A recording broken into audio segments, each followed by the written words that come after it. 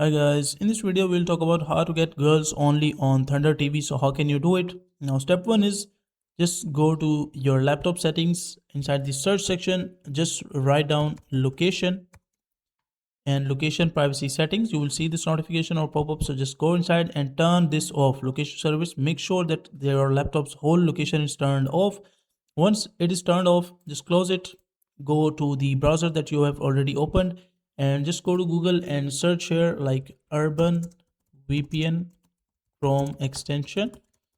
This is basically a VPN which we will use to let's say change our location. Make sure to install the Urban VPN proxy, this one, and after that just click on this. You will see an interface like this one, and once done, just change the country to any other country, let's say Germany, UK, or the recommended is Sweden.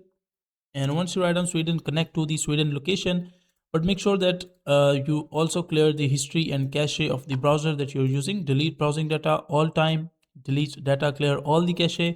And once done, connect the VPN and just close the Thundr TV website as well and go to Google and again open it.